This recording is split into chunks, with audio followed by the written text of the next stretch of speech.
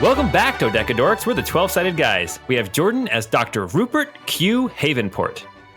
Why, hello there. Sabrina as Althea Goldenclaw III. Can I help you? Matt as the Peacock Knight. Hey!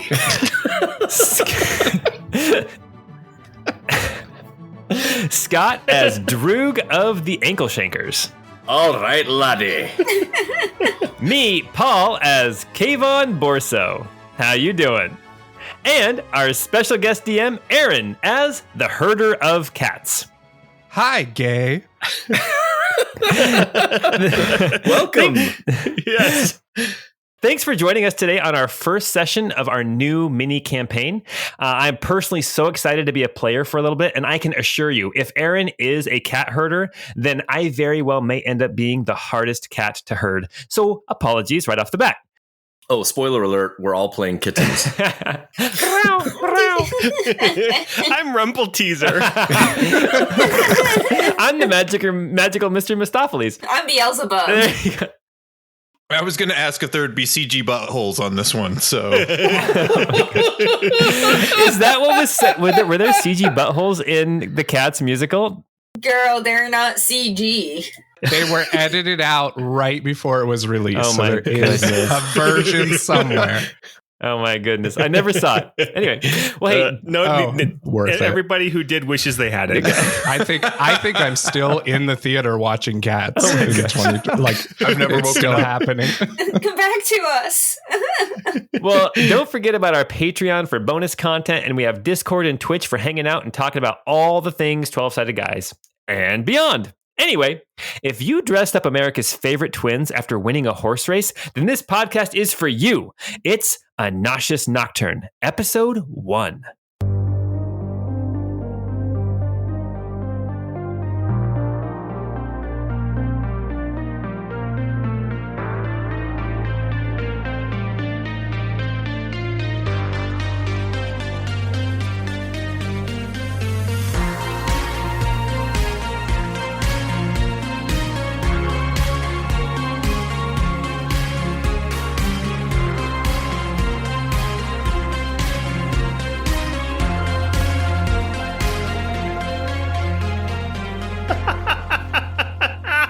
Sabrina, that one was for you. That one was for you, Sabrina.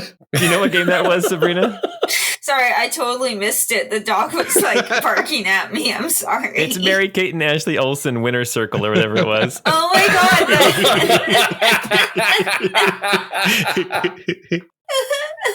god. Okay, take it away, Aaron.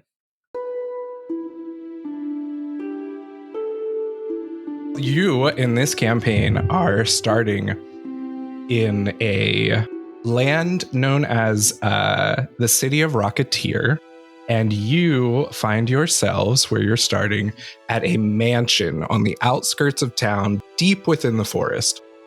As you see this image here, basically tucked away in a green, lush, slightly foreboding forest. Looks gorgeous during the day, definitely a little too dark at night.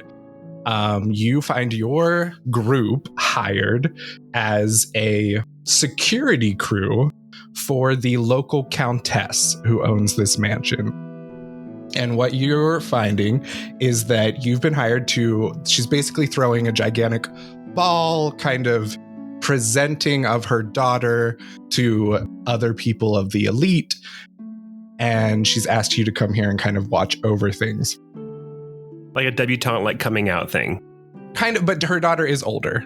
So it's not necessarily in the same way, but Like we've been hiding her, but now she's in her 30s and we got to like show her to somebody. it's more like she's been doing her own thing, and now I'm upset with my daughter and I want her to get married, so I'm forcing her to do this ball. Okay. She's graceful and amazing, and she's independent, and this just happens to be the time that she's looking for a partner. Jeez. She's beauty and she's grace. She's Miss United States. Yes, I just quoted Miss Congeniality. Oh my Yes. So now canon, it's Sandra B is the daughter. Okay. But no, you would know. You would know as people here that the daughter of this countess she's heir to the countess, to her estate. She is an adventurer. She's been gone for many years. You would know kind of the rumblings among the common people about the affairs of the elite, right? Where they've heard this. And so she's been gone for many years adventuring, making a name for herself. You've heard rumblings that her mother was never very happy with it, that she, kind of looked down on it. But all you know now is that the daughter has returned from adventuring and the Countess has decided to throw this ball of sorts for her daughter. So that's the basic gist of what you would know about that situation so far. Can you tell me her name one more time? She is the Countess Urcons. Countess Urcons. Urcons. Okay.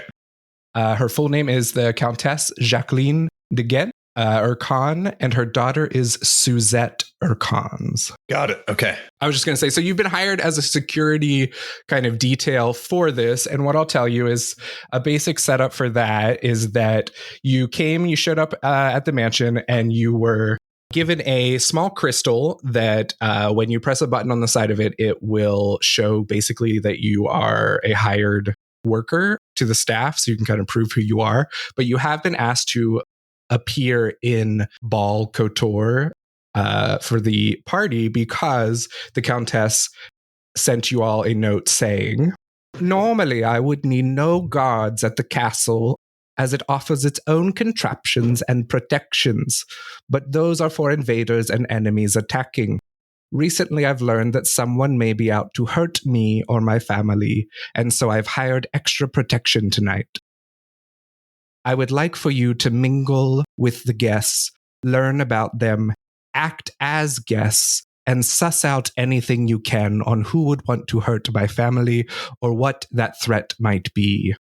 While the threat may not come themselves, it's possible that someone attending tonight will have heard whispers of something." So this is your basic setup. You've been invited to the ball. You are to mingle as a guest of your own, try to figure some things out, some information, participate, and protect from anything that could or doesn't or does happen during the event. Question. So if we're dressed in ball attire, are weapons allowed? They are.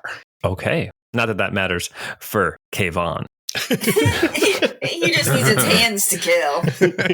I mean, let's be fair. If he's dressed for a ball, he's wearing like a fantasy tuxedo, but the sleeves have been removed. I will say that you wouldn't necessarily open carry weapons of a certain threatening nature, but in a decorative way or just hidden within your clothes. You would be totally fine having weapons. Well, if my sleeves are ripped off, then my weapons are not hidden. Oh boy.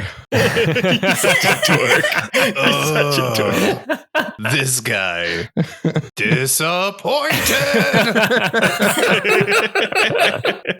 So tell me though, your kind of group, you are working as a security detail. Is there anything about you working as a group that you think would kind of be interactions between your characters that have happened or that is kind of the relationship here? If you want to introduce your character and explain kind of who they are in this situation, we can figure some stuff out with that. Sure. I might kick things off if that's cool with everybody. You are how we know each other. Word. Do it. I was going to say, and hearing no objections, we go ahead and proceed. So I am Dr. Rupert Q. Havenport. Rupert, or Rupee, as he's known by his friends or from his friends, is a bit of an eccentric performer, former musician, was a ringmaster in like a traveling performance troupe. He is clearly past his prime. He's somewhere in his yonder years of life. His blonde hair is thinning and turning white most of the place on his face, in his large mustache and on his head. He has a top hat, and his clothes, while nice and of kind of an upper crust variety, are probably about 20 years too late in terms of their fashionability. They're showing just a little bit of wear and like age and disrepair in certain places, but he's tried to do a good job of keep them clean and take good care of them. As a frequent patron to many of the taverns and pubs throughout the different, local towns and cities, Dr. Rupert had a chance to meet with many of our other fellow companions of the evening. and was able to kind of relay the events and the needs of the night as a potential job opportunity for some of his newfound friends. Beautiful. Does that work? Are we cool with that? Yeah, That's awesome. perfect. I just hijacked that story. Is that okay, though? That works great. That works great. Okay. So right next to him in a suit that also looks a little too old and maybe a little too big, is the Peacock Knight. And he's wearing nice evening clothes like for a party, but they maybe it'd be like showing up to the prom in like a how do I put this? Like a Mandarin collar or like a zoot suit. Like a zoot tux, like a Dumb and Dumber tuxedo. yeah, not quite that extreme, but yes, like so, just really a little, out of style. But what's interesting about this as well is that he is wearing a full-on copper and brass helmet with his evening wear that looks kind of like it's got like peacock emblems and things on it. So it's got like a peacock's head is like the crest, and then it has these flowing down behind the helmet. It has like almost like the tail of a peacock in stained glass, and he's the Peacock Knight is just kind of looking around right next to Hubert and looking uncomfortable. Does he have a peacock with him? Why do they call him the Peacock Knight? His helmet looks like a peacock. I mean, yeah, but I kind of was hoping you would have a peacock. We don't know his name, right? Okay, so I guess we could say this. The Peacock Knight, that name would not be unknown in this city. So you would know that like he is someone who does do jobs and things similar to what we're doing right now. And there is word that he does have a peacock companion, yes. Yes. Oh, hell yeah. I want to see the companion. That is enigmatic and fancy, and I love it. Would you like to see his peacock? I would like to see the peacock, Show me your please. peacock. Bryson, Just pull out your please. peacock. I'm a peacock. I want to soar. Wasn't that from the other guys? Like, I'm a peacock. Watch me soar.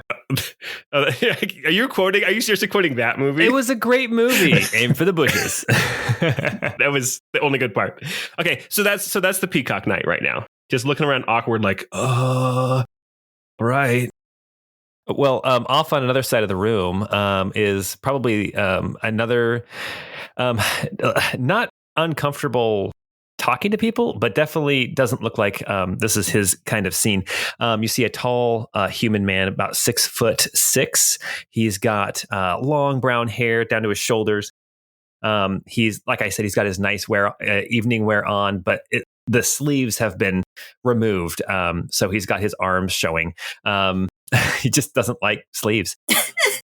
You see Kayvon, and he is regaling somebody at the party, just talking to them. He's very new to this group, very new to this area, to this city. If you talk to him for any length of time, he'll tell you all about his exploits he used to go on, but now in his early 50s, now he's just kind of trying to make ends meet, just traveling around, trying odd jobs, and has now ended up here.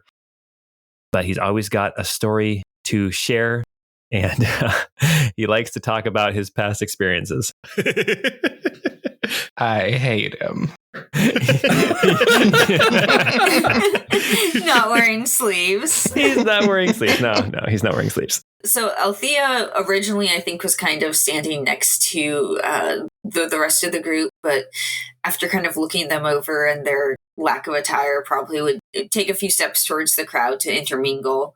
But as she walks away, they kind of notice, like, she looks immaculately put together. Like, her makeup, her hair, like, everything looks like this is kind of something that she was meant for. Her dress is, like, awkwardly, though, not as nice as it should be for how, like, put together she looks. Like, it's well styled, but it doesn't look quite as nice as it should. Almost, it looks a little out of place. And she would kind of immediately just grab a drink and mosey into the crowd to start socializing. And Droog is a 3 foot, 10 inch tall goblin. He's got an eye patch, and the eye patch, it's not like a regular like pirate's eye patch. It's more like a steampunky, like it looks like it's fused to his skull a little bit where it touches his skin over his right eye. Slicked back, black hair, light gray skin. He's dressed very fancy with a nice long brown overcoat. Long, it's probably like 3.5 feet long for him. Super long. Super long. He, those that know him well, or those that maybe are observing closely, notice that the skin at the nape of his neck, where his collar is stitched with like metallic plates, and his right arm is also seems like it's made out of some sort of metal. He's currently standing on one of the chairs, not sitting. He's standing on the chair and eating at one of the tables. Awesome. Is that everyone? I mean, that's all of us. There's a lot of other people on this map, though. I believe so. Yes, there are. Wait, real quick. Do I need a pad of paper and a pen? I'm thinking I need a pad of paper and a pen. That's up to you. I mean, you can see how it goes. You probably don't need to know everyone here, but your mission is to, yes, meet some of them. Yeah. So I'll describe this as, so you are in a gigantic ballroom. It is covered in kind of like purples and reds, these velvets. It has golden chandeliers hanging from the ceiling. There's a gigantic table in the middle with kind of dining areas on either side. The table is spread with just the fanciest of foods that you can imagine. Like there's an entire tower 10 feet tall of cupcakes. There's 15 kinds of meat spread out across. There's all kinds of veggies that are fresh and wonderful looking, and fruits, and just this most splendid spread of food. Where's the cheese? The cheese actually is the whole left side of the table. Oh, hell yeah. Oh. Hallelujah. There's hard cheeses, there's soft cheeses, there's stinky cheeses, there's smoked cheeses. You name a cheese, it's here. Yeah. The Peacock Knight's trying to eat cheese, but can't quite figure out if he can get it through his helmet or not. As you're kind of attempting some cheese, you'll see a maid come over and be like, "Would you like me to chop that for you, sir?" No, it's cool, thank you. And he just puts it on. He just sets it down on like some other table and like wanders away. Excellent. Also, so there's tons of people milling around here. On the east side of the room, you can see kind of set up on a little dais with these big comfy chairs. There are 3 of the heads of the party, which you would all know this as. First, there is the Countess or Cons, which I'll show their picture here, who's sitting up there. Sitting behind her is her daughter, Suzette. And then sitting beside them, you would know her as Rita Murdoch, and she is the mayor of the local town of Rocketeer. Okay. So these are like big, important people. Big, important people. Very much the elite of the land here. Rita says hi What back. was her name again? Rita Murdoch. Rita Murdoch. Oh, sorry. Just another thing to notice here is that also around this gorgeously lit, shining room, there are tiny constructs of hummingbirds that are just flying all around, touching on metal flowers and things that you can see around in the decorations. Ah, that's cool. Do they appear to be decorations, or are they serving a purpose? Can I try to figure out why they're here? Yeah, you can do that. Give me a investigation check. All right, I'm good at this. I always try and tell you guys, the birds aren't real. -1. Oh my god! What? I mean, so intelligence is my dump stat. Yes, I have a -1 to intelligence. Kayvon, you see that there are birds here. Mm-hmm. You don't know if someone left a window open. You're not sure if they live here all the time.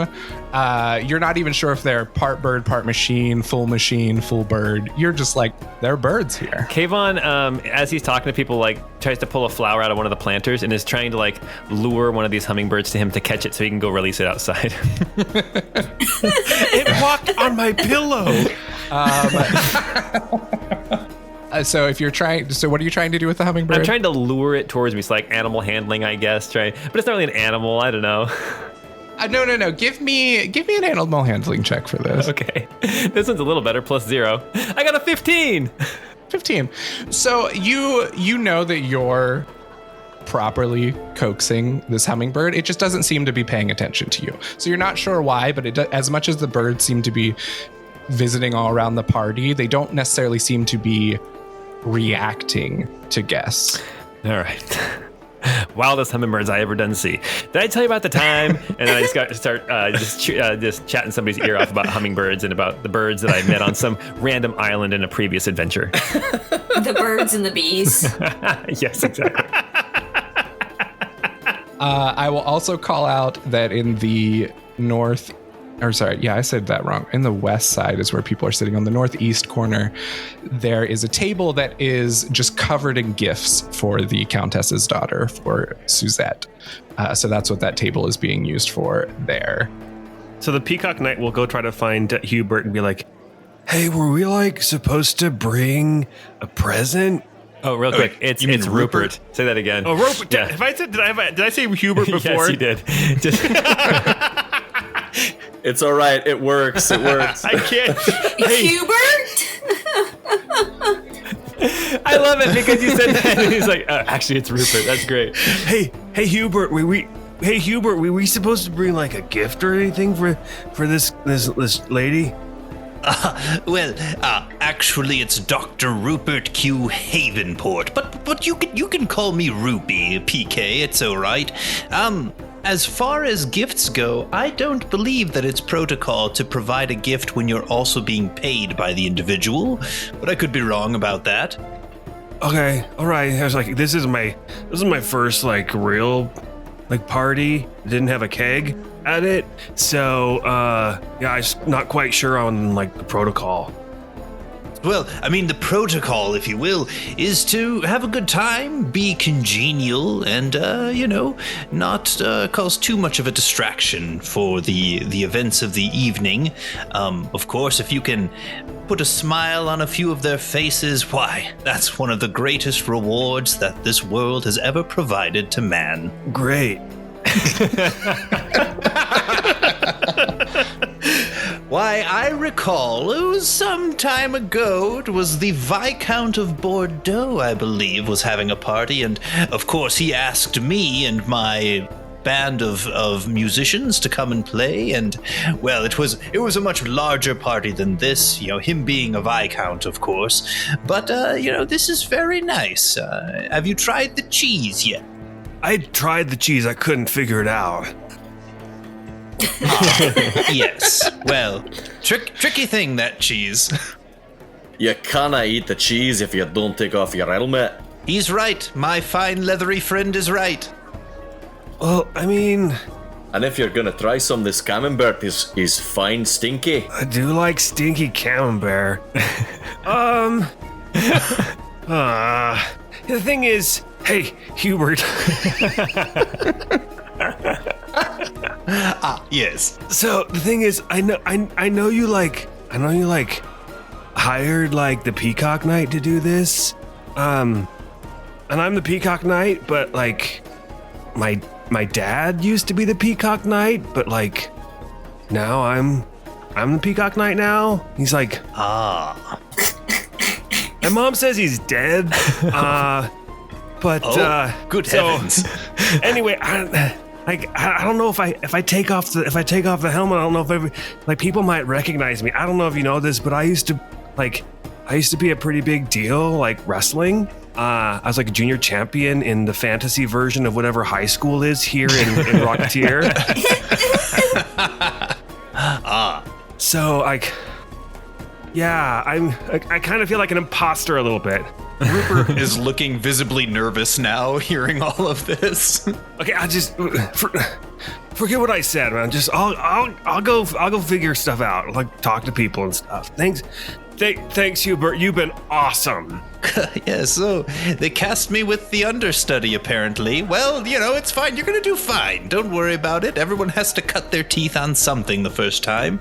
Good luck cutting your teeth on the cheese. It sounds like that's rather challenging for you, but I'm sure you'll be just fine this evening. Okay. Oh, thanks, Dr. Rupert. Yeah. All right. Please, it's fine. Later. Yes, later. Quick question on this. Were you openly having this conversation? Or whispering I think it was more on the sly, like, hey, help me out here, man. I don't know what I'm doing. Type conversation. Okay. You are a little ways away from any crowd, so it's possible. Okay. Yeah. Who wants to do what? You are here at this party. There's some light dancing. The dinner has not quite started yet, other than the grabbing the cheeses and the appetizers, but people haven't fully sat down for their meal. There's some mingling, some light dancing at the front, people's lounging on the couches in the back. You know that dinner will start soon, but you have a couple of minutes if anyone wants to do anything. Droog will go cut the rug for a minute. Do it. Where is it? Over on the here? west, yeah. Okay. Oh, also, you'll notice there are 2 pianos, music playing, but there's no one playing them. They're mechanical pianos in there. Okay. Go into town. Roll up performance to see how well I dance. Oh, yes. Oh, yes. Yes, please. Ooh, yes. Nice. Droog got an 18.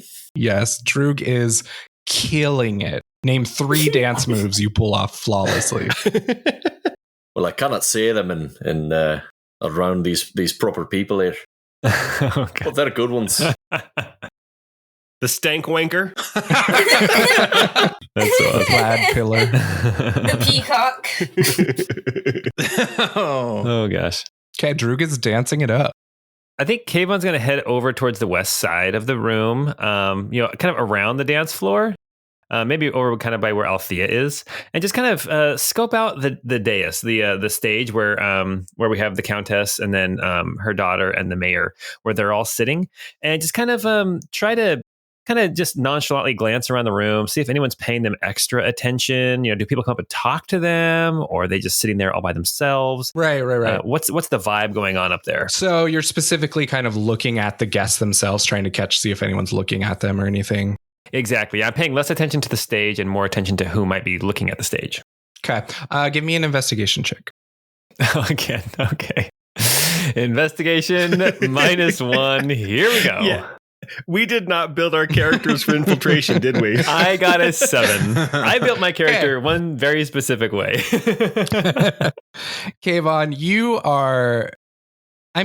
basically what it is that everyone, because nothing's fully started yet, right? This is the mingle, it's the happy hour. Yeah. Everyone is looking up at the dais off and on. Like everyone's paying attention to it off and on because the Countess has not fully greeted everyone, has not kind of announced the start to things. So you can't really tell that anyone's doing that extra differently than anyone else because that's kind of what everyone's whispering, talking, noticing. Okay. I keep an eye out for anyone who's wearing like black leather. Just like that tends to be kind of a sign of you might be maybe a little more clearly a bad guy. Do they look like a spy? And yeah, anybody who might like look overtly nefarious. Yeah, you've definitely seen at least 3 people in black leather. You can't currently pick them out through the crowd, but you know that you have seen them. Okay. All right. I'll keep my eye on them. Also, Rita Murdoch is dressed in some pieces of tight black leather. Hell yeah, she is. I will keep my eye on her for different reasons. Excellent. And I think Althea will kind of, as soon as she gets there, make her way into the crowd relatively confidently. I think that she has been in the town long enough to at least have a good idea of who the people who might be interested in harming this mother and daughter might be. Mm-hmm. So I think she would just kind of try to mingle in and start chatting with some of the suspicious people. Okay, is there anyone here that you have deemed suspicious that you would like to mingle with? I mean, no one necessarily specifically, but just kind of going around and chatting to the people who I know are more politically involved than others, I guess. Yeah, looking at the tokens here, I see there looks to be a dude with an eye patch, somebody with some steampunk goggles on their head. There's quite a few different unique tokens around the room for us to kind of start talking to. I think I see Andy Samberg in here too. Oh my God. It does look like Andy Samberg. Whiskey. Yeah, that's uncanny.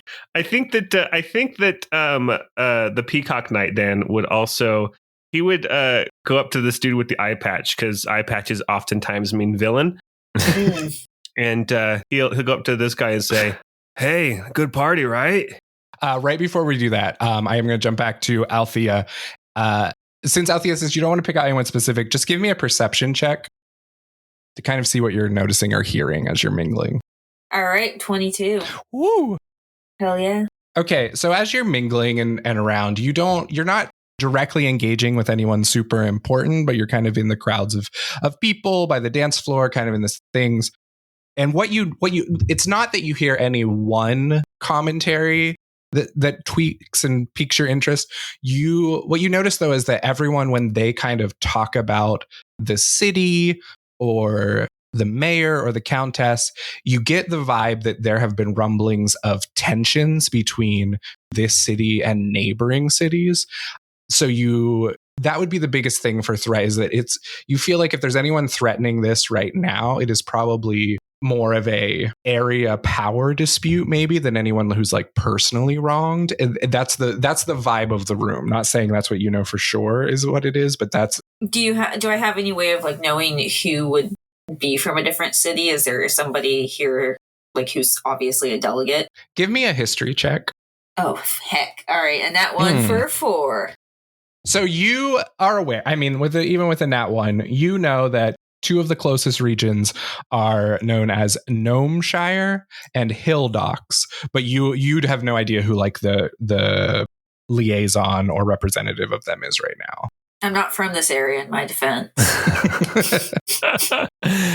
But we can jump back over now to the Peacock Knight. Hey, real quick, when the Peacock Knight clocks the guy with the eye patch, I think he glances over just in time to see Kayvon kind of nod approvingly, like good choice of who looks a good choice. Nice. Yeah, so he'll just approach this guy and just kind of like walk up right up to him, not even like sidle next to him, be like, hey, like start something. He just straight up walks up to him and like faces him and says, "This party's like really great, huh?" Give me because this is what I'm going to explain to you. He's currently dancing, so you walking directly up and saying this is like extra awkward. So could you give me a Constitution save? Oh, a Constitution save. That's all. Oh, I got a 2, so I got a 3 on my save. My goodness. Okay. You say that you accomplish this act, but you do feel very embarrassed about it because you basically approach him because you've locked onto him and you're like, he's suspicious.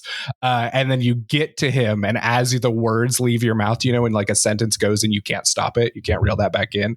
You realize that like you're not dancing and you're really stiff, and he is like in the middle of something as these words go out. So I won't make you take any mental damage, but you are embarrassed. Yeah, I mean, I probably should have rolled that with disadvantage if that was what the roll was for, because I'm already pretty fish out of water here. So I mean, we'll say you weren't at disadvantage because you were oblivious in the moment, but okay. He kind of looks at you. He kind of slows his dancing down a little and looks over at you, and he kind of gives you an up down of your outfit, right, with that helmet and everything, and he's just kind of like, yeah, it's a pretty nice place here. Yeah, Susie. Really great, right? Like we love Susie, right? Oh, are you close with Susie? I've never heard anyone refer to her as Susie. Isn't that her name? Suzette? Oh, Suzette. Ah, sorry. Oh man. I just realized. So, in real life, Matt has a daughter named Suzette that we call Susie. So I just made that jump in my own head. It's perfect for the Peacock Knight to do that.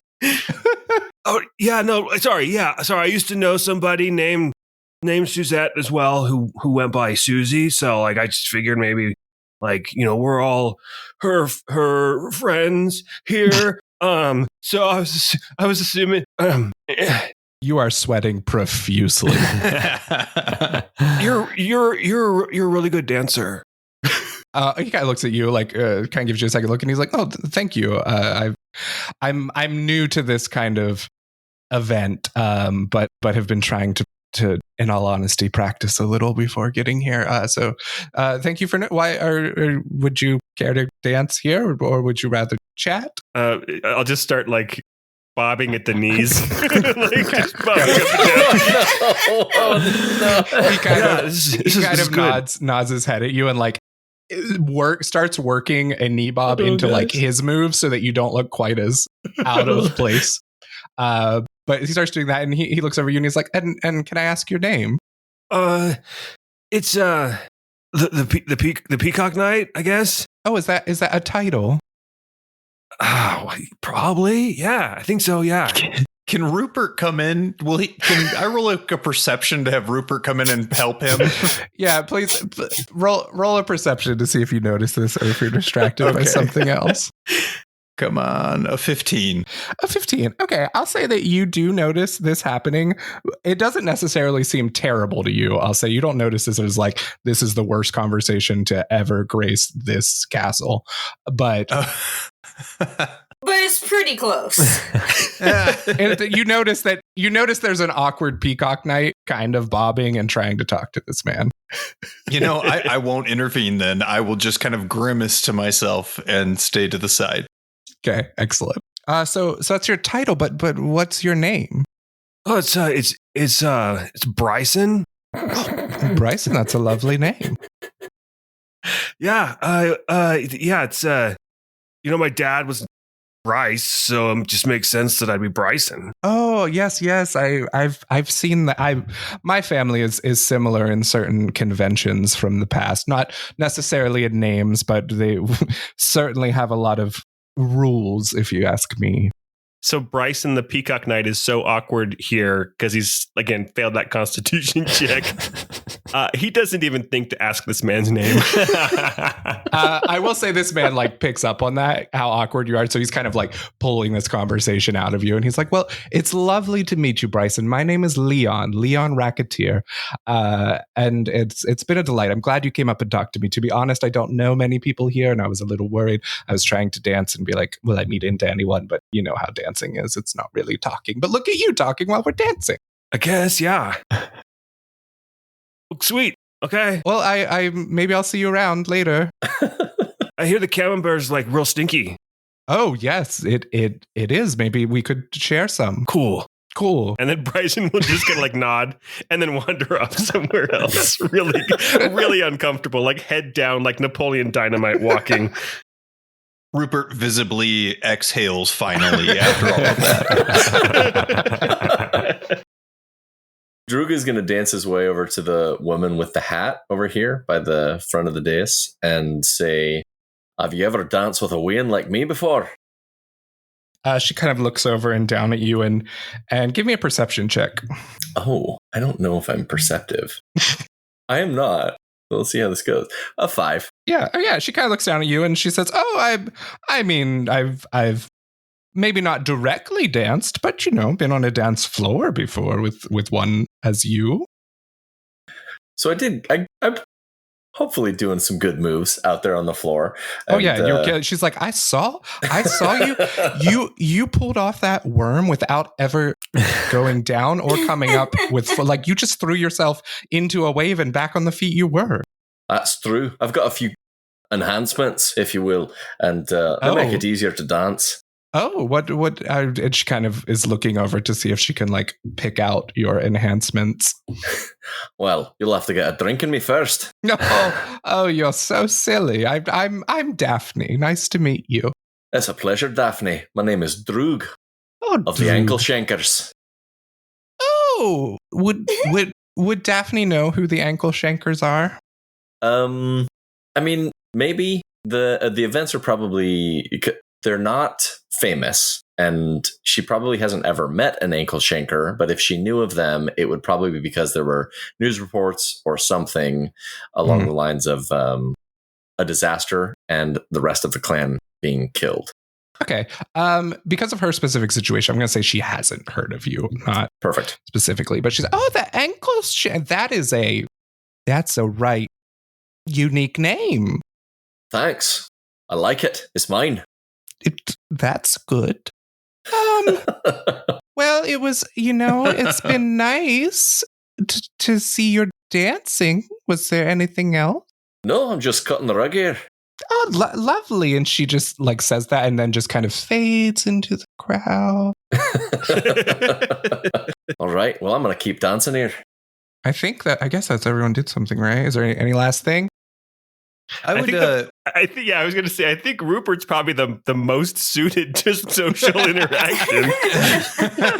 He's watching his little children mingle. He's like, look at them. Oh, yeah, seriously. So that is actually how he initially starts, as he's just kind of paying attention to the group and the troop at first to kind of make sure that they're not screwing things up too badly.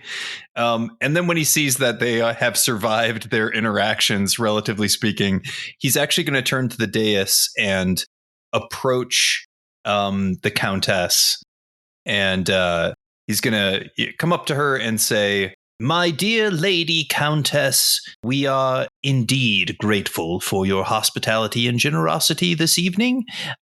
We are very appreciative of the chance we have to be able to serve such a maiden as yourself.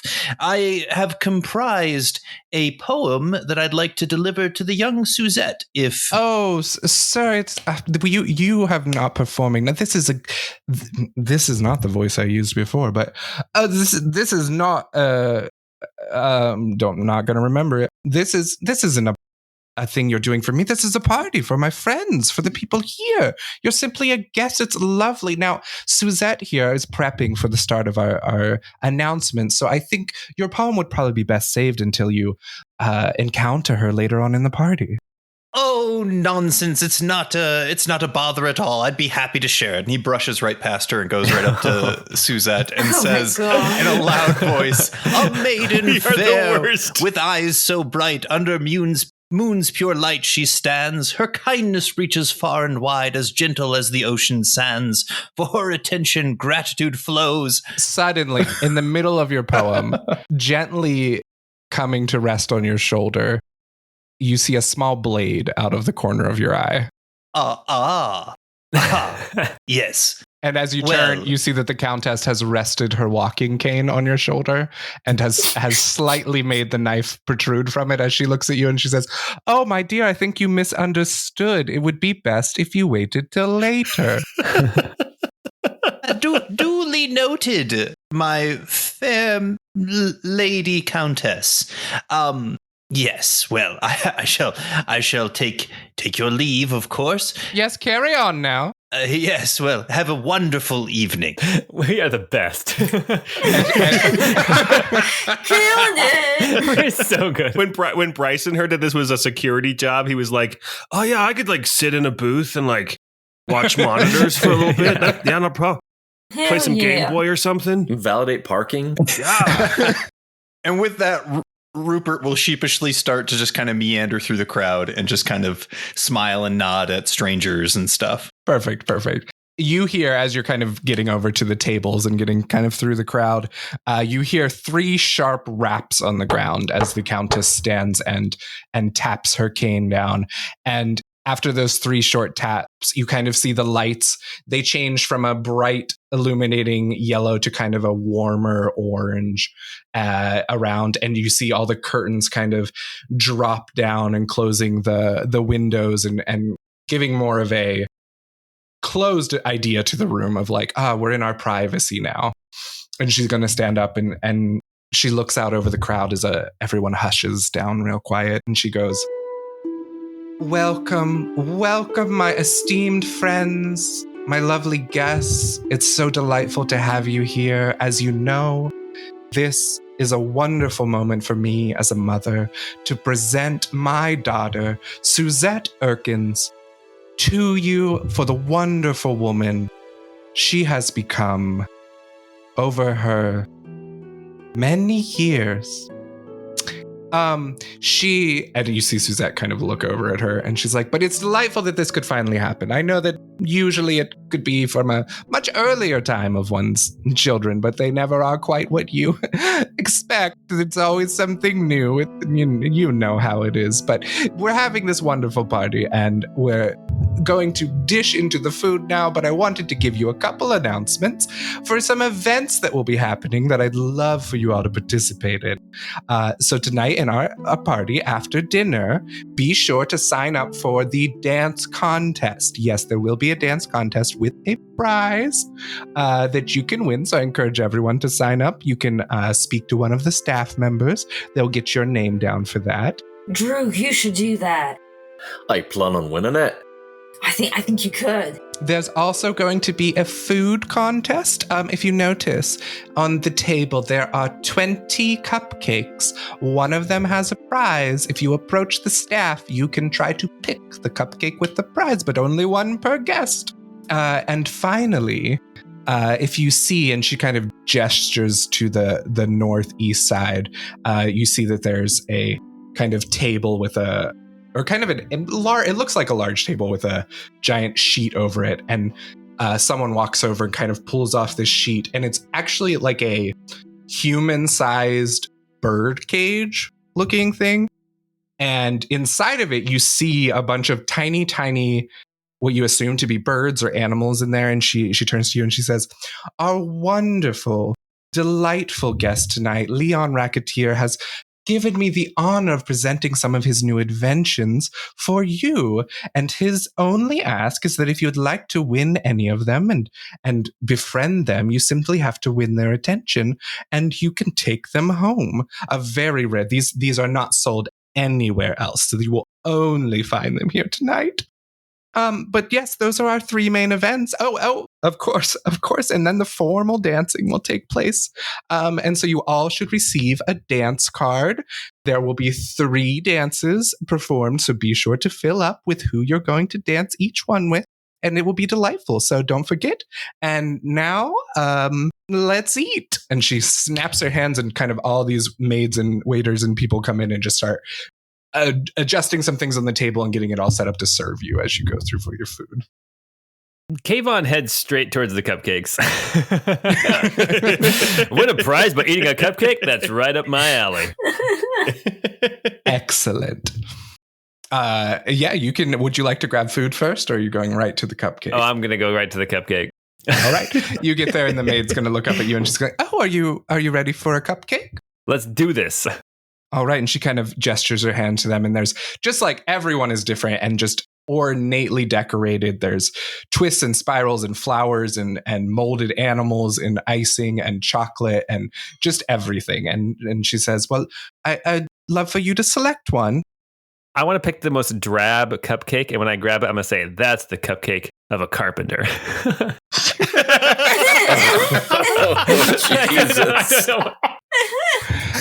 Would you roll a D20 for me? I will roll a D20. I'm so sorry. That's so bad. I rolled a 9. Excellent. You grab your cupcake, and it is you've gone for this carpenter-esque, but perhaps you've gone a little too literal, which is that it's a tree cupcake, right? It's kind of like a stump.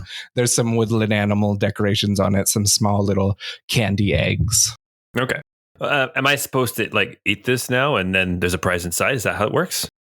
She says, well, you're welcome to eat it, and if it's a winner, you'll know. I'm gonna eat it. All right, you bite into it, and it is the most delicious hazelnut chocolate, but there doesn't seem to be a prize. Well, the hazelnut chocolate's prize enough for me. Yeah. As I wander off slightly dejected. But you ate a Nutella cupcake. That's awesome. I want cupcakes now so bad. So Bryson will try to find, like, we're all moving to the tables to eat, correct? Yeah. Okay. Bryson will like follow Racketeer Okay. and like try to sit with him. Okay. he kind of finds a table off to the back corner, and that's definitely where he ends up. Oh, yeah, I'll go sit with him. Okay. I think Rupert's going to head to the south end. Althea will also go, grab some food and head to a table. Maybe this one here that has this golden man. He looks pretty interesting. Okay, yes. There's definitely a group of people that have been mingling around him in this table. As you see this man who's, average height, with a tall top hat, a peacock feather out of it, a pheasant feather that looks like, and just this very ornate mechanical suit with a revolver. Oh, I know somebody who likes peacocks. Oh, he kind of turns over to you and he's like, I don't believe we've met. Oh, apologies. My name's Althea. I thought maybe you would cosplaying the Peacock Knight. I've heard he's quite the hero in these parts. Oh, the Peacock. Well, maybe he was at one time, but certainly haven't heard that name in many years. Oh, I was under the impression he was kind of a big deal around here. I mean, he certainly has his history, but I mean, who's to say that others wouldn't have just as much of a history? I guess I can't argue that. What's your history, since you seem so interesting? You're not familiar with me. I don't believe we've met. Oh, well, I am Zachariah Cobbleshot, at your service. It's a pleasure to meet you, Zachariah. Are you usually so extravagantly dressed, or is it for this special occasion? Oh, this was just something I found in the back of my closet. It's just these classic balls, they happen every weekend, and I just thought I'd come in this time. It's been a while. Althea is kind of irked by that, because she doesn't have access to super nice clothes right now, and that really dug at her. Give me a history check. It's 22. 22, yes. It didn't hit you instantly, but as he's kind of saying this, you realize the cobble shots are kind of probably the biggest tech inventors of the city, and you realize he's definitely part of that kind of rich elite family. It's all coming together now. As you're kind of having this conversation, the other man beside you pipes up and is like, well, if anything, it makes you look like a golden egg. And he kind of laughs to himself. The fanciest golden egg I've ever seen. Oh, for sure. An egg with muscles. Who wouldn't love that? I don't think I'd like that. You're not here.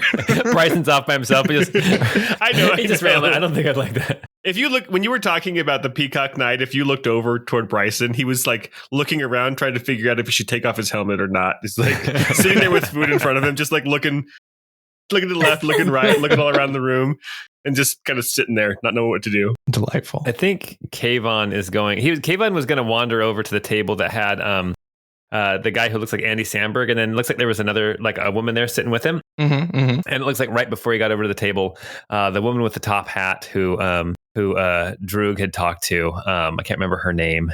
Daphne. I should know that name. Daphne takes the seat before he does, and he's kind of stands up, just kind of. There is another seat there. Sure. Kayvon will go and have his seat. Okay. Mind if I have this seat? Is it taken? The woman kind of looks over at you and is like, "Oh, no, you can take it. It's just me and my children." She points over to a roughly 12-year-old boy over there, and then a young girl. Oh, so these are Daphne's kids. Yes. Okay, instantly when you're talking about Andy Samberg being a child and not an adult, I think of the I'm an adult. That remember that from Saturday Night Live? I throw it on the ground. Yeah. Anyway. I love Such it. a good one. You approaching a mom and her two kids. It reminds me of the last time we had a party in the previous campaign when I was like, I'll just talk to this person. And it ended up being the jester. Oh my goodness. Oh, that was so funny. And then you guys had a short fling, right? Okay, so Kayvon is sitting here at this table with this little family. Instantly sees kids here. Looking around the room, are there any other kids here? Are these the only kind of youth at this party? From what you can tell, they seem to be the only youth here. Okay. Are they all well dressed? Are they, do they seem like they fit in as one of these wealthy families or? Right. No, they do. They seem very finely dressed, very fitting here. So I'll sit down and I'll be like, so what's your guys' deal? Where's your father? Do you need a new one? the boy kind of looks up at you and he's like, well, you're a right wanker. I don't know what that means, but probably right. And he just kind of snickers. And the little girl looks over at you and she's like, oh, don't listen to him. He's such a bother. And the woman is like, oh, children, settle down. She's like, hello, we're the Clares, Daphne Clares. My late husband, Robert Clare, was a merchant here. We've been at so many of these balls over the years.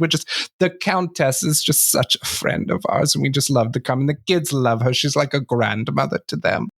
Oh, well, then they must be really excited that Suzette's back in town then, right? Oh, they are. They just love Suzette. She used to babysit them when they were just children, and they'd love her.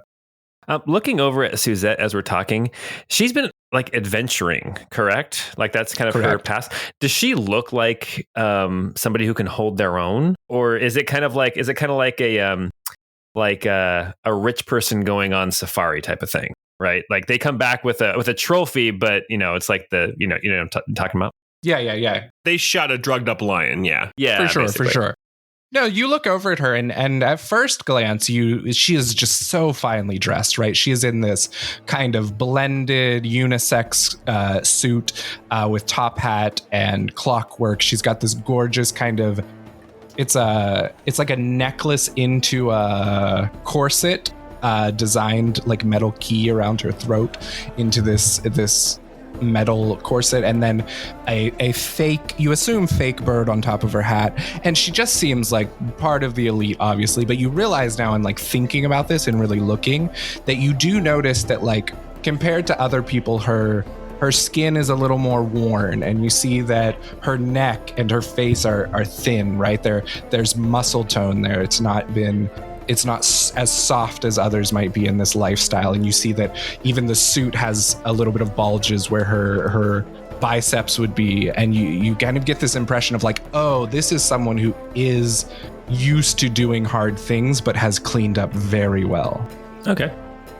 So then I'll ask Daphne and her kids. So has Suzette always been like this? Always kind of headstrong, off on adventures?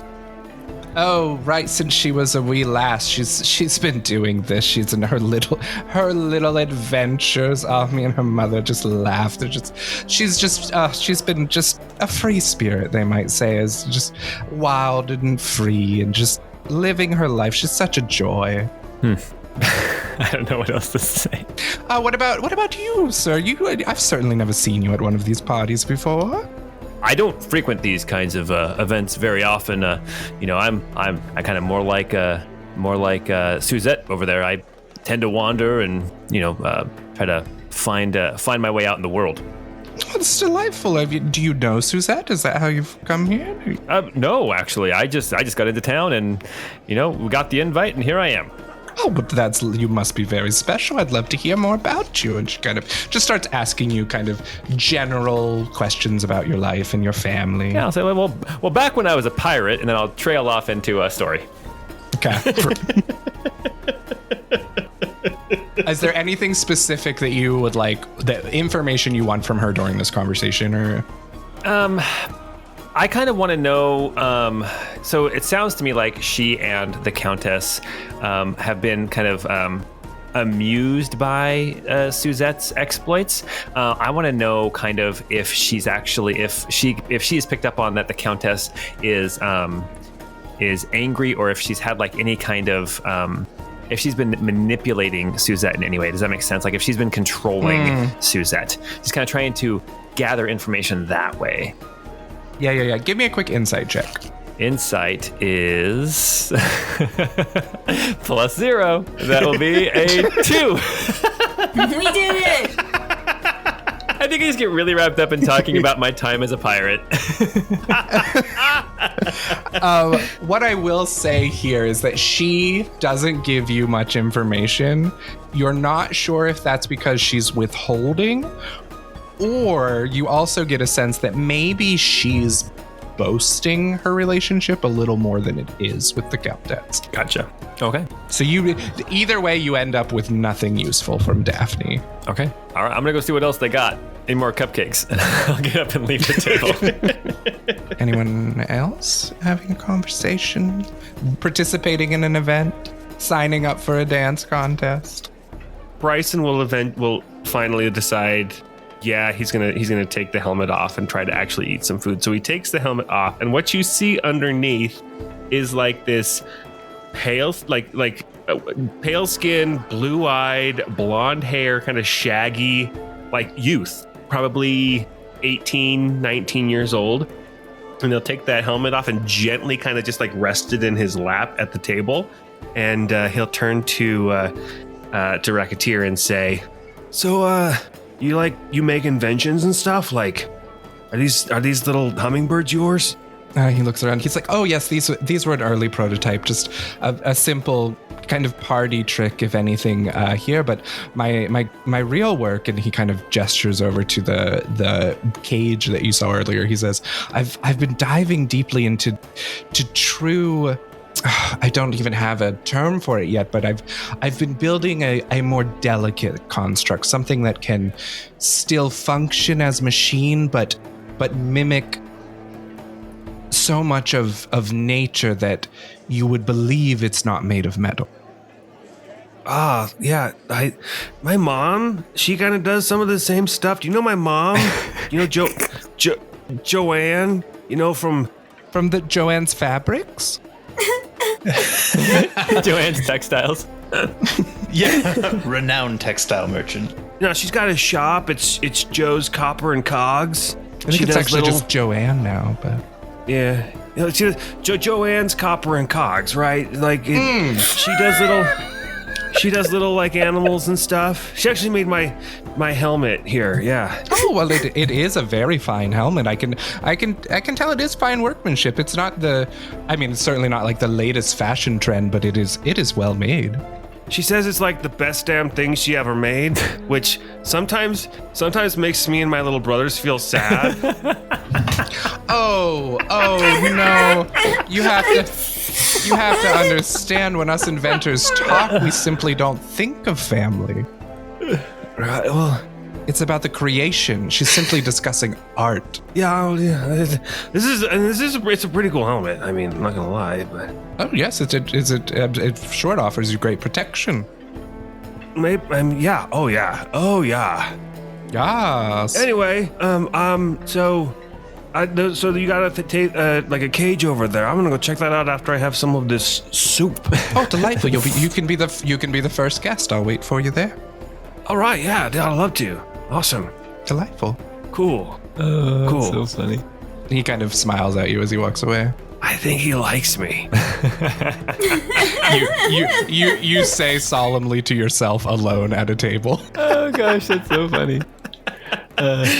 One thing that Kayvon wants to do real quick too is he wants to sign up for the dance contest. That's one other thing I want to do. Okay, cool. Oh, perfect. You're in. Droog will also have signed up for the dance contest. Excellent. Names down. Woo, go Droog. I think Althea will actually make her way over to that cupcake stand and try her hand at a cupcake. Oh, excellent. Yes, toss out a d20 and feel free to describe what you're grabbing or just go at random. All right. Ooh, a 19. She looks at you and she grabs a beautifully decorated gold cupcake that has kind of these golden roses on it, and the vines of thorns kind of twist into a spiral in the middle, and she hands it over to you and she says, "Oh, that is a great choice, a very special cupcake. I've heard it's flavored with the finest rose water, which you can't even get in these parts." Well, gold is my color, and she will eat it up. Okay, as you say that, she's like, "Oh, have you met Zachariah?" You know, I have. He seems like a fine gentleman. Very golden, isn't he? And she kind of smiles over at him. Is it like a flirtatious smile? You get the sense that she's like looking at him longingly, like he's definitely a desirable bachelor. But she's the help, right? Yes, she is the maid. Okay. Do you have you met him before? Do you know of him or know him well? Oh, he's come to many a ball here at the Countess's castle, and I've known him. I've been here for a good 6 years, and yes, I mean know him. I couldn't. I'm sure you know him better than almost anyone, as someone who's around all the time and can see so much. Oh no! I mean, I've heard the things he says to himself when he thinks no one's around, but I don't know him. But I know about him, and I know his tendencies. Well, That's quite something. We did. Yes, are you cute? Are you wanting to court him? Oh, I was considering it. He is quite handsome. Do you think that's wise? Oh, I mean, the word on the street is that he is just, boys will be boys bachelor, and just hasn't settled down yet. A heartbreaker over there, but we know someone's gonna catch him soon because he's bound to fall in love with someone. Sure.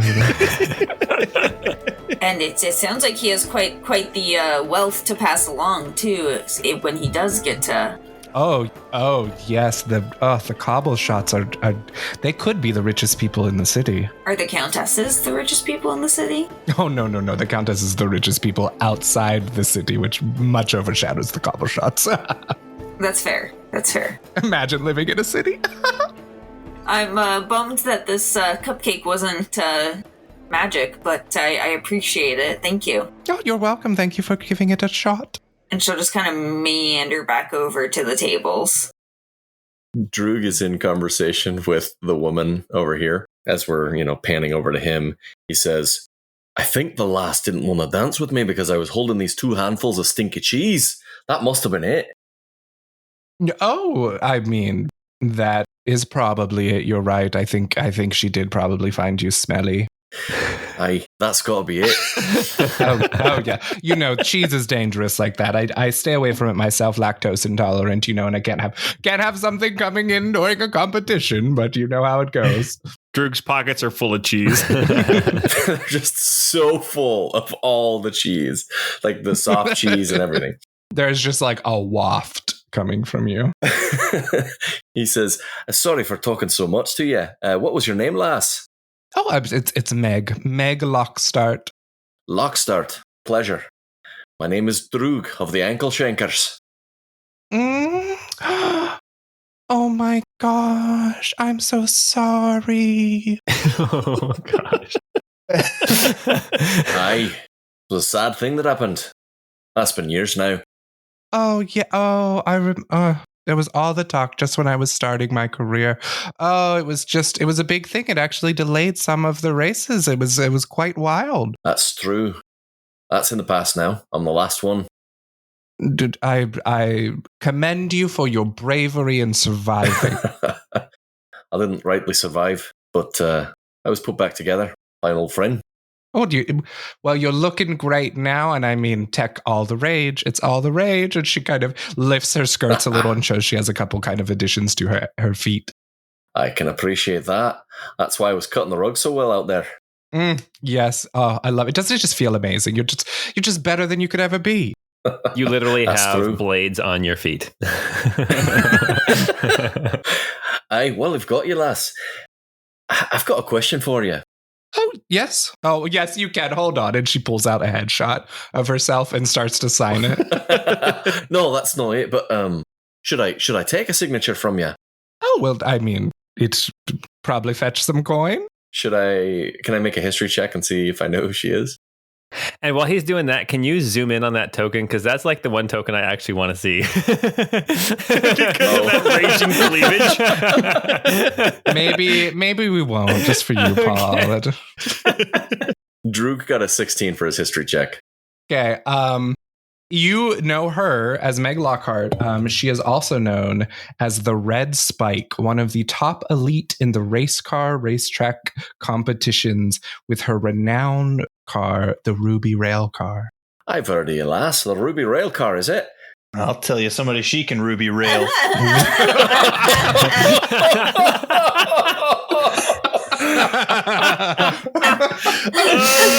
And all I'm saying is that's a good Mid-Journey photo, if that's what that is.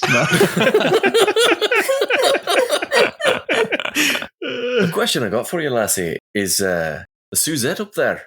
What brings her back into town? I never thought she'd finish this adventuring. Got any insight that a wee goblin like me might not know? Oh, I would guess her mother's just simply convinced her to come back. We grew up together. She's a lovely lass, but very, very headstrong, right? And loves to adventure, but she's always kind of had her mother supporting her in that. And I feel like a little birdie may have whispered to me that mother's probably cut off a little bit of the coin in order to get her back here and participating.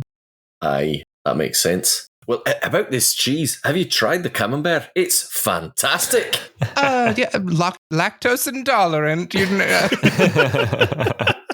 Oh, that's right. But I know you're going to have enough for me, and I love that for you. Sure, it's fantastic. She's like, yes, I did. Can I make a persuasion check just to see, like, to not that I'm flirting with her, but just like to make a good impression on her? Oh, give me a straight charisma roll. I got an 11. Okay, she does not think poorly of you. Cool. Sometimes that's the best you can get, dude. I mean, commonly, like, pockets full of cheese would not go over well in this crowd, but you get a sense that as much as she is part of the elite, she is maybe just like a little calmer than others. Cool. Drew will just keep eating his food and talking about the cheese. Yeah, and she'll kind of be like, she's like, but one thing I can partake of, and she'll like suddenly have 2 shots of whiskey in front of you, and she'll be like, join me? I would love to have some of that. Excellent. And you both take a shot. Cool. And then I think old Rupee. Yes, indeed. So Rupert is making his way up to a table where there's a couple individuals that I don't believe we've had a chance to interact with yet. There's a guy that looks like he's carrying a rifle across his back in his token. I'm guessing that's not the case in this actual... No, but the pistol is within his robes, but the rifle is not with him at the table. He reminds me of Billy from Xenogears. Oh, man. Yeah. He totally does. Nice. I mean, I know who he is. I know what you guys are talking about. I know. I'm cool. We definitely know what that is. Yeah, it's... I feel like he looks like Steve Martin. It's a banjo across his... He's holding a banjo. It's a banjo. Yeah, guys. I mean, a little less sexy, but... Is that a banjo in your pocket, or are you just happy to see? Yes and yes. Is that a banjo in your pocket? Those are huge pockets. That's what I was going to say. Or very small banjos. Don't worry. No one cares about the size of your banjo. Anyway, Rupert walks up to these guys and... taking his hat off and doing a bit of a bow, he's like, "Good evening, gentle sirs. It is a pleasure to meet you. I'm Dr. Rupert Q. Havenport, at your service." The man to your left kind of looks over and is like, "Oh, it's good to meet you, sir. I'm Elliot Austin." He reaches out his hand to shake to you. "Ah, Elliot Austin, sir. It is a pleasure to meet you. From which part do you hail?" "Oh, from here, from the city. I see to the Countess's affairs, one might say." "Oh, understood, yes. Well, she has asked that I help attend this evening, you know.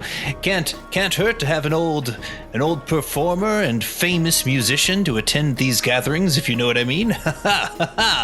Yes. "Oh, I'm sure that the queen loves her. She loves having friends like you." "Oh, I get that impression from her all the time. Yes, indeed." Very good. Well, what sort of business do you do for the Countess?"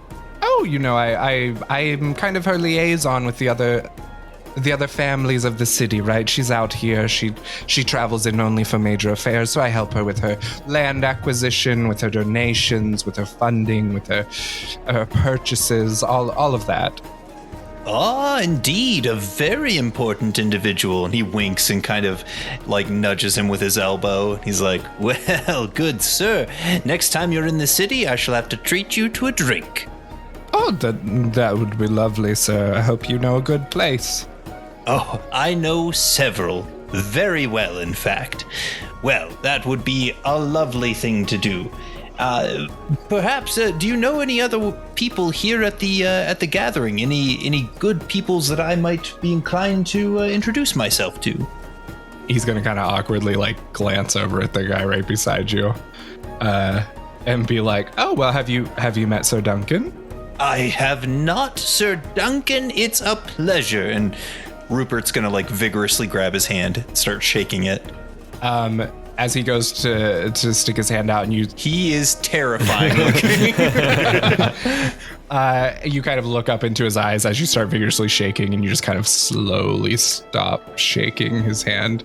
And he looks at you and he's like, "Oh, the pleasure is all mine." So, Sir Duncan, is it? Are you, you have been knighted then? Oh no, we don't have these childish things such as knives where I've come from. We are beyond that. We don't have war. Well, indeed. So where do you hail from?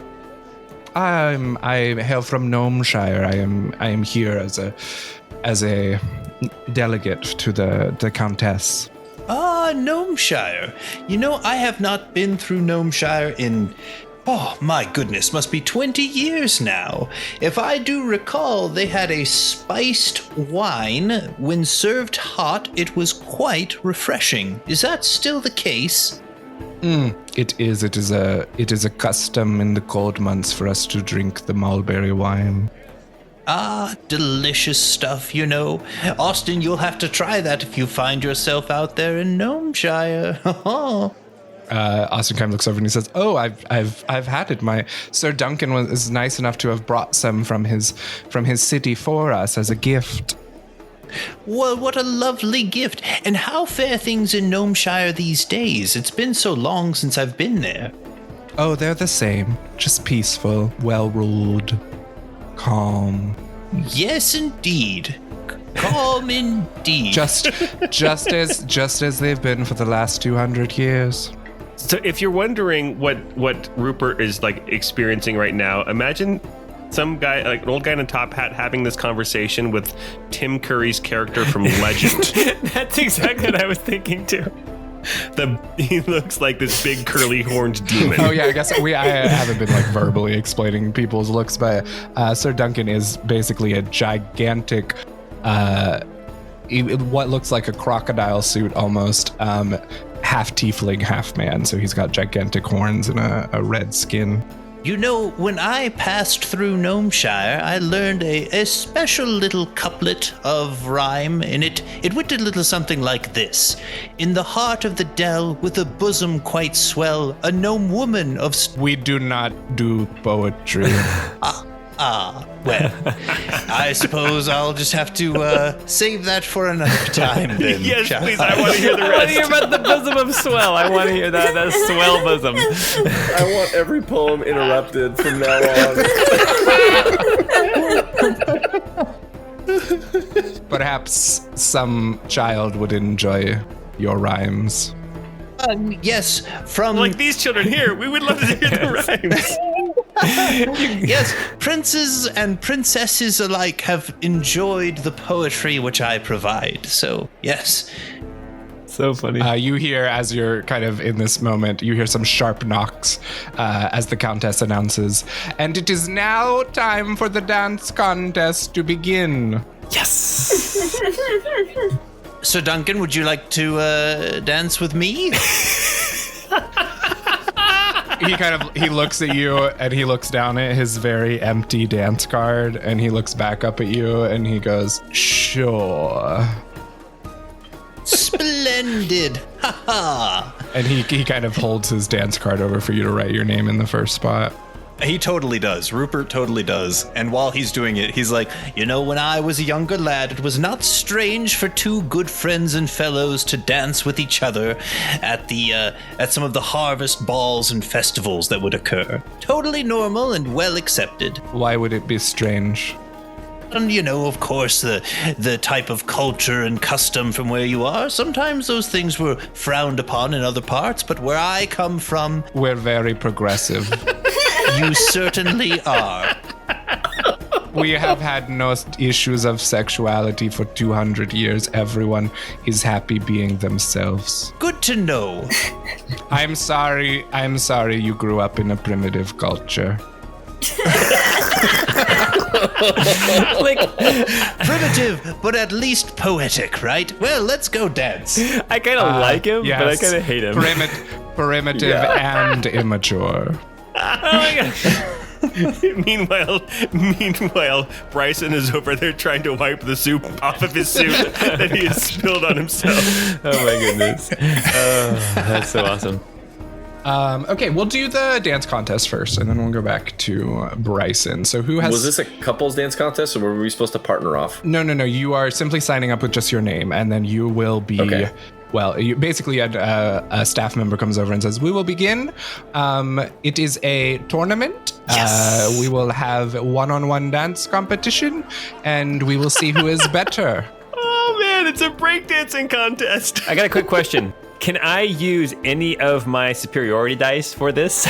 Oh, for sure. I mean, for sure. Because I've got like... You are open to any skill, anything. The only thing I would say is you have not been told that like magic is not allowed, because it is, but like you would have an understanding that in this situation magic would be acceptable for flair, but maybe not to like win, if that makes sense. Okay. Well, it's because one of the things I can do as a battle master fighter is I've got frantic footwork. So usually it like helps me like move through crowds and stuff, but I imagine I could probably use it on the dance floor. Oh yeah, quick feet. Just wondering. Okay. Yeah. Excellent. I imagine that translates into river dance. Exactly. Or it's just the entire Footloose routine. Oh yeah. Let's dance. Wonderful. Kayvon comes running in. Kayvon Bacon comes running in. Let's dance, and then sparkles come flying from somewhere. Kayvon Bacon. You whisper something to the staff, and suddenly there's a chair and a bucket of water set up. Oh gosh, there we go. Cool. Delightful. Remind me again who signed up for the dance contest. Kayvon. Droog signed up. Okay, Kayvon, Droog. Not Bryson, man. You saw him dance earlier. Not Bryson. Did Rupert or Althea? No, not for the contest. I think Althea's going to pass. Yeah, on the contest. Actually, if I could use athletics for dance, then I might try it. But You are allowed to use athletics, acrobatics, or straight dexterity. Oh, okay. Athletics. Bryson's gonna go. Bryson's gonna do the dance. Performance? Yes, performance would also be allowed. Okay. Okay. No. Bryson's. I've already established Bryson's not a good dancer, so he's not. Okay. So he's going to kind of go through here looking at things, and he's going to be like, our first competition will be between Droog and Luke Bonner Christie. Before Drew gets up there, Rupert is going to pat him on the shoulder and say, "May your steps sync with rhythms enchanting swell. In dance, find your grace, let your spirit excel." And he's going to give him some bardic inspiration. Awesome. Holy crap! Are you writing those yourself? Courtesy of ChatGPT. I love it. Do you remember that time I had ChatGPT write a poem about how much I loved my wife's butt? So Droog will get up, pockets full of cheese, and get onto the front of the dance floor. Okay, the crowd kind of moves away, so the middle is open, and Luke Bonner Christie approaches you. And how this will function is this competition we'll do it pretty fast, but basically it's a back and forth of skill checks, quickly done, and it starts at 1 as the DC, and every turn it goes up a number. Okay. And so what that also means though is if anyone rolls higher than that, that's the new base DC, if that makes sense. Got it. But like starting out, it's not hard, but like if they jump up to an 18, then you would have to beat the 18. Got it. Droog, take it away. What do you do? Woo, go Droog! So Droog starts off with like a Highland dance, and he like pulls out a piece of cheese and he's like munching on it while he's dancing. Delightful. At 11. All and right. It's an 11. Luke Bonner Christie, he jumps out there and he basically just starts to vogue. Yeah. He judging by his token, he looks like he vogues. Right? Oh yeah, I don't think I showed him yet. This is Luke Bonner Christie. Yeah. And he rolls a 14. Awesome. Droog comes back with the electric slide. Oh no! What's the 14? The bardic It's a inspiration. D6. Okay. Oh man. Come on, big money. No! I only got a 12. Dream's out. Heck. Some of the cheese like falls out of his pockets. The crowd does not love it. It's the cheese again. And he picks it up and he goes back to his seat. Yeah, but everyone claps you off. It's all in good fun. Luc Bonheur Christie goes on. Next, we will have Kay Vaughn and Lily Hubertinsky. That's what I decided. Lily Hubertinsky? Hubertinsky, yes. And you see this kind of person come over that's it looks like they're wearing expensive items, but they're not dressed fashionably. You get the sense that they're somehow a worker that's rich. Okay. But Kayvon, you will start it off. All right, I'm going to do athletics. Working class getting rich. Come on. I'm going to start with athletics. I got oh my goodness, a 23. Okay, so have you ever seen, nice. remember the video for like Genghis Khan, Moscow? And then like Genghis Khan would come out and he's like spinning and then he's doing that. Like that's Kayvon's dance right there. Moscow. And you start out right off the bat and she knows she can't even compete with that. And so she literally just bows and starts clapping for you. She cannot. Well, okay, she could get an at 20. So let me just see if she would try. No. Oh, she even got an 18. No, does not. She bows and claps you off as the winner of that round. I bow to her, kiss her hand if she'll let me. She will not. Okay, I go to kiss her hand. She does not. I'm like, okay then. We suck at this. She just kind of squints at you and keeps clapping and then like walks over to the side. All right. Well, okay. Perfect. We'll do a quick one. The only other people competing are Meg Lockstart. And where are they? Oh, and Jillian Clare has entered. Oh, the daughter. You see basically it comes out and Jillian starts and she goes just kind of like what you'd expect from a kid. She does some kind of twirls. It's very cute. Everyone claps because they love how cute she is. And Meg Lockstart just starts dancing the most provocative, sexual. She's just like running her hands over her body while she sways. Response to this girl. That's so awkward. So uncomfortable. Jillian just looks so red and embarrassed and just starts crying and runs off the dance floor. Aw. Oh, man. Meg Lockstart continues on. Kayvon makes eye contact with Meg and gives her like the whole eyes to her eyes, like I'm watching you type of thing. Like you're my competition. And you hear them announce, next will be Kayvon, Meg, and Luc Bonheur as a 3-person matchup. Okay. Meg will start. A threesome? Is that normal in this area? Honestly, judging by their tokens, I'd be all down. I'm not complaining. So real quick, on my token, I had to give him a tattoo, but that on his chest is supposed to be chest hair sticking out. Wonderful. Oh, yeah.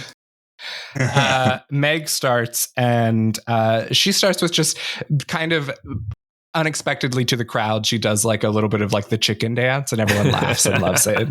And she rolls it. She gets a 5. Okay. Should I go next? And then, sorry, you go. Yes. Okay. All right. So I will then, I'll switch over from like the Genghis Khan dance and I'll start instead, I'll kind of like tip my head down, put my hand up on my forehead, and I'll start doing some hip thrusts, maybe some moonwalking, some flipping my leg to the side, and I'll roll a 19 for my dancing. Oh, I thought you were going to stick with early days of YouTube, and you were going to instead be doing the Numa dance. I was going to say two knock. Oh, that's a good one for next time. And they look at you impressively, and Luc Bonheur will go next. He rolls not as well.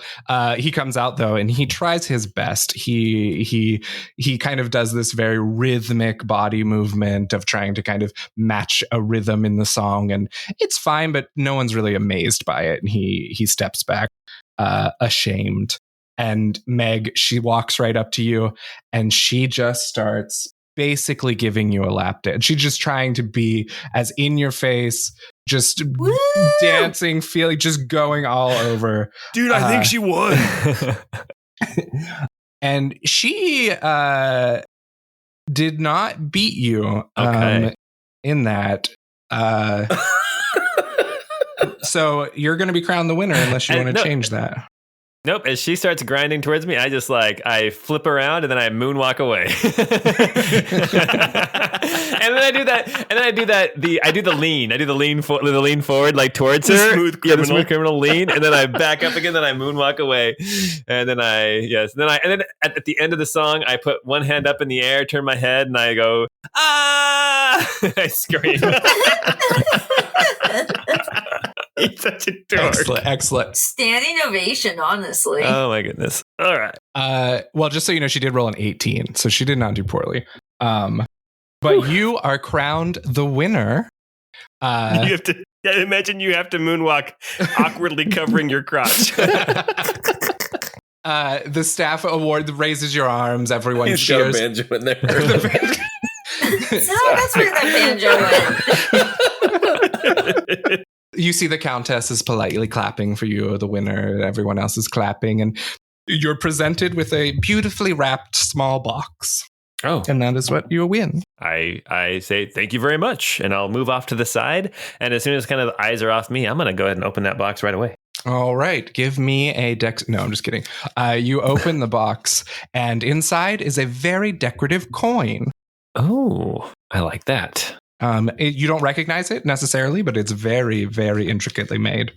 Does it remind him of the doubloons he got when he was a pirate? No, it seems more somehow older but yet more techy. Okay. Is there an arcade around here we could use that on?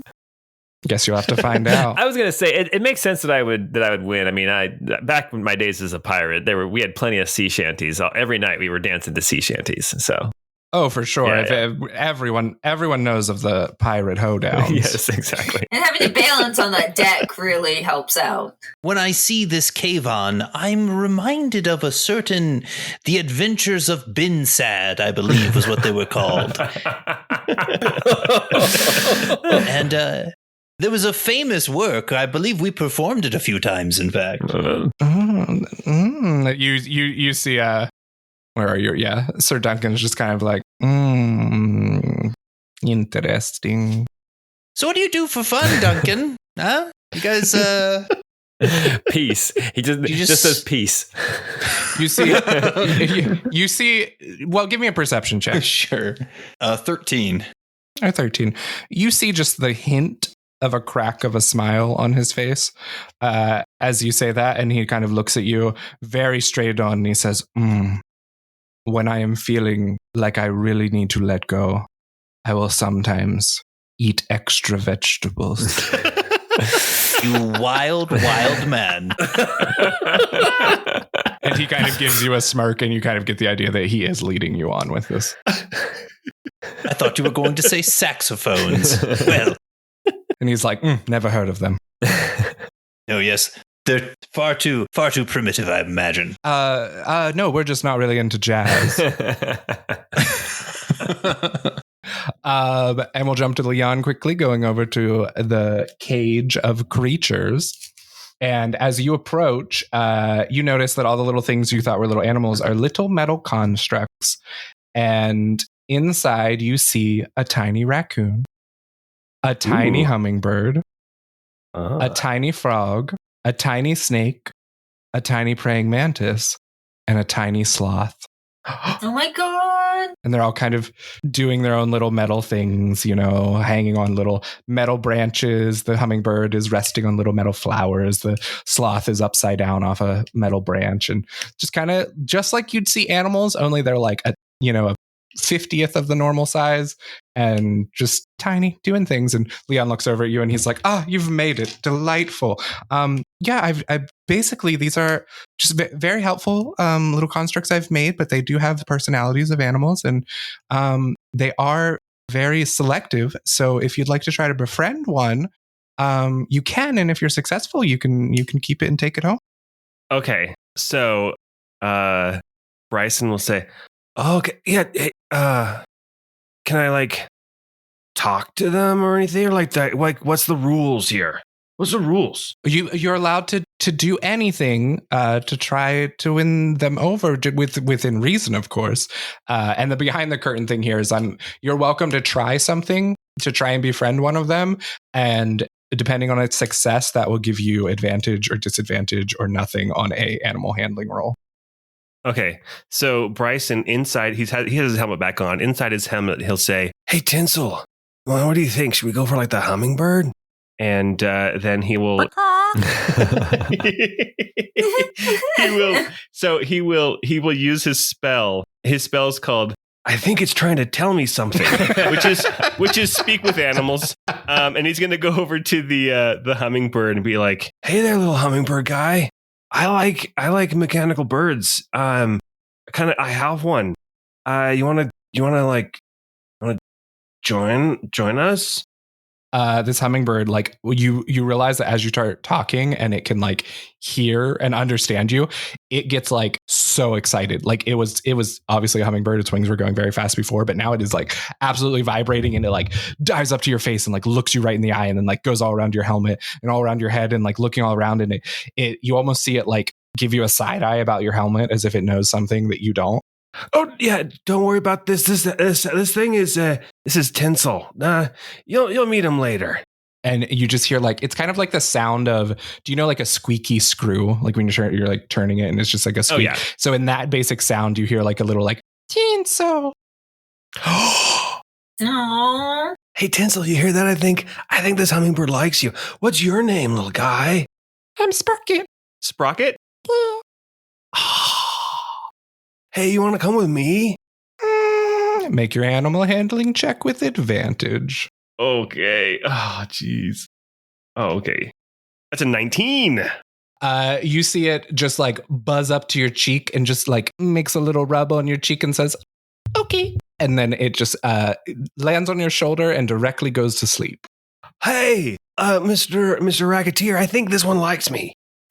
Oh, Sprocket has leaned right into you. Yeah. Now he will shut off for a little. This is just till he gets used to you. So just keep him on your person for about an hour, and then he'll be right connected to you. Oh, this is awesome. I could be the hummingbird tonight. Oh, this is awesome. Thank you. I honestly, I'm not. This is no insult to the peacock, but I kind of love that idea of the hummingbird. I think you would fit. I think that'd fit you just splendidly. Don't take any offense, Tinsel. Sorry. He just kind of like looks around, like, ooh, it's Tinsel. Oh, sorry. Yeah, Tinsel's my helmet that my mom made. Oh. Yeah, it's like you're talking to your baseball cap. It's like, well, this sweater my mom yeah, did. Don't take offense, sweater. I mean, I have certainly, as you can tell, named many of my creations, so I understand. Yeah, okay. Awesome. Hey, this has been awesome. Thank you. Yeah, you're welcome. Tell your friends. I will. One of them just won a dance competition. Amazing. Okay, I will stop right here to say that before we go to the next thing, is there any last thing anyone wants to do? I think Rupert sees the Peacock Knight looking like he's talking to himself and just has a look of extreme concern on his face. I think Kayvon is like feeling really good about himself. So he's doing like the whole standing by the table with all the food on it, just like snacking, but like also dancing to the music. You know, it's like chomping on food, you know, AKA like, a la, what was it, Wesley from Angel? Yes. It's like just feeling it, just chewing on food. You just referenced Wesley from Angel, that one scene where, okay. Yes. That's awesome. Yes. Okay. Great job, Paul. Thank you. As you're doing this, there is like a decent amount of, not maybe like the most unique people will say they don't have tokens, but some other people come up and are like admiring you, congratulating you, or like impressed with you, and, you know, asking you questions about your life. Oh yeah. I just tell him about my time as a pirate on the Pergo. The Pergo. There's a couple young maidens that are just swooning. Yeah, I used to have my own ship too, the Cassiopeia, but yeah, that was a different time. Did that for about 5 years. Oh, love it. Yeah, anyway, just kind of mumbling to people as I'm chewing and dancing. I'm feeling really good. You just hear whispers of like, "Oh, so brave." So yeah, Kayvon has totally like forgotten why they're here, and he's just like, "This is awesome. This is so cool." Okay, anyone else? Okay. So here's the next part: is you hear another clack, clack, clack of the cane on it, and everyone kind of quiets down again, and the Countess stands up and she says, this has just been such a lovely time. I love how you've all just the joy you've brought to this room. It's just amazing. I love that you've participated in my silly contests for amusement and fun, and you've admired my friends' creations, partaken of the food.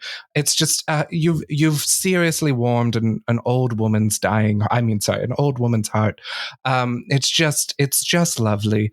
But now I think it's time for us to move on to my favorite part of the night, which is the dancing, as I present my daughter, Suzette Ercons. And she kind of turns and gestures over to her. And for the first time of the night, you realize none of you have really paid attention that much, but you suddenly realize, like, Suzette has been in this chair the whole night.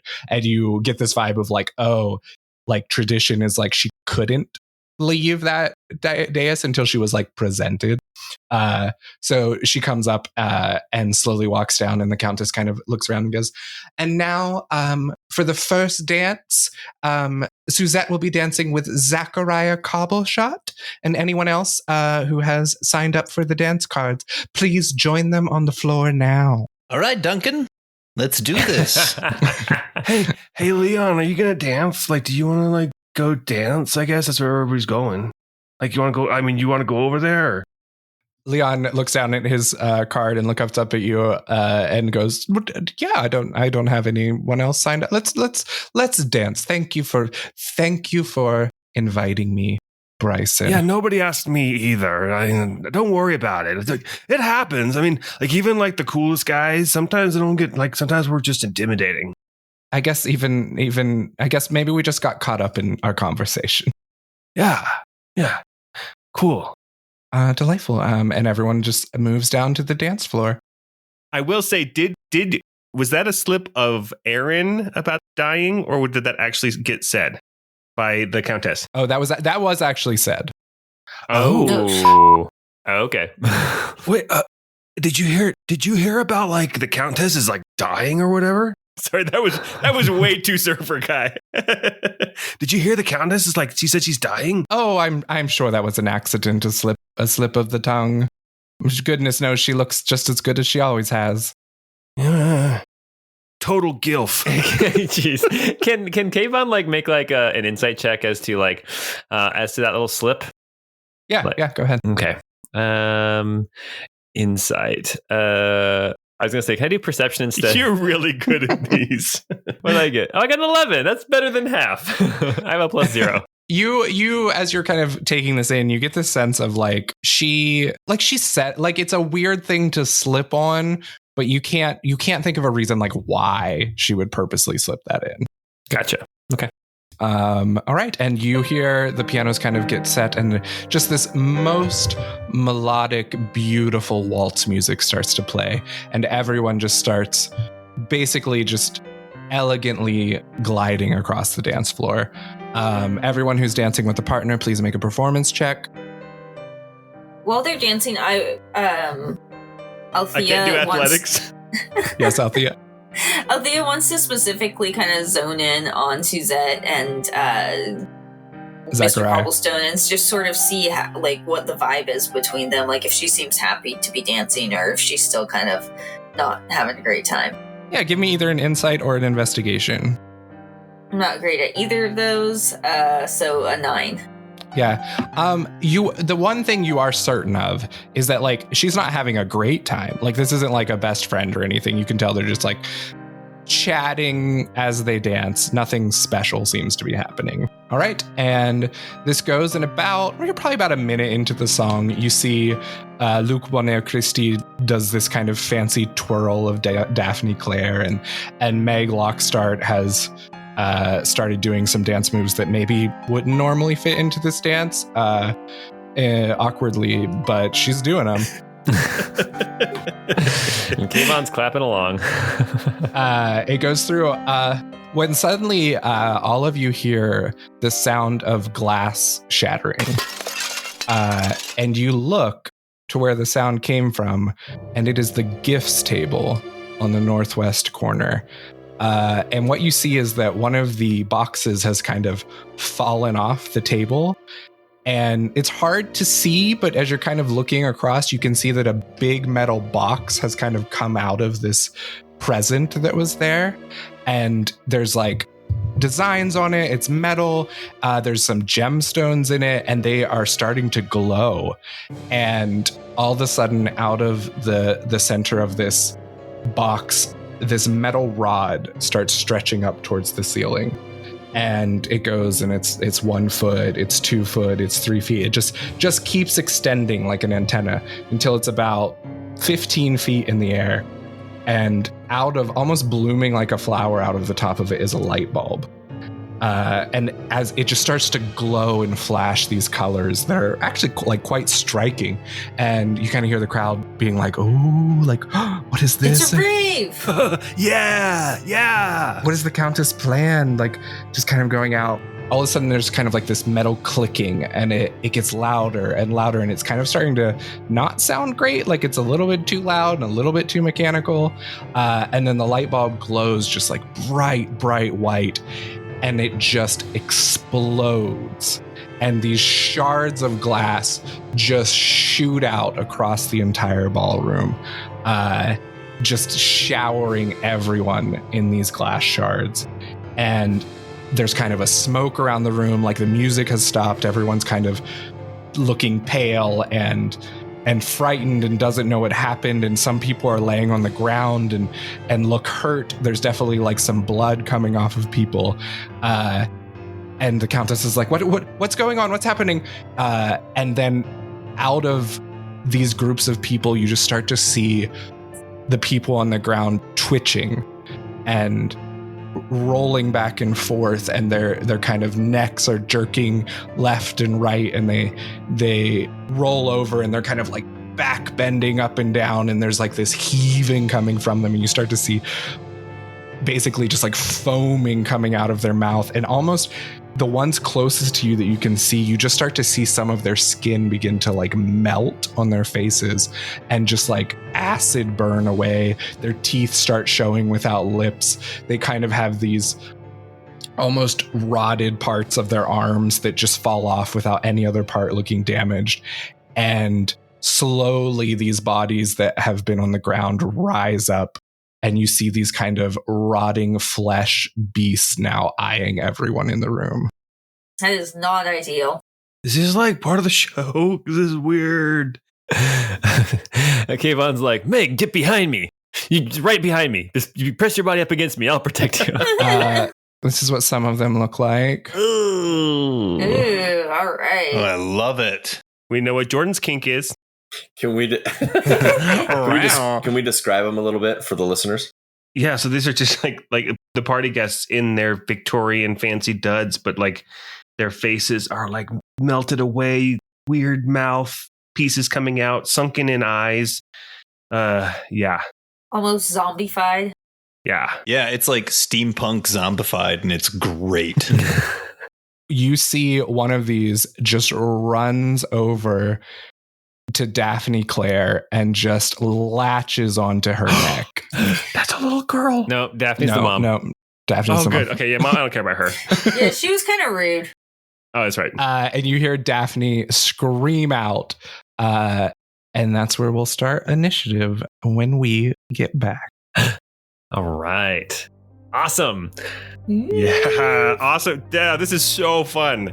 I was not expecting Bryson to have to be social. Oh, that's awesome. Hey, thanks for running this for us, Aaron. We're super excited to see what happens next as these steampunk zombie people come and attack this party and all these guests that we've gotten to know.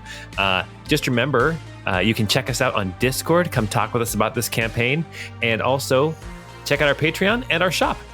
Anyway, until we get together next time, we hope you have a great time.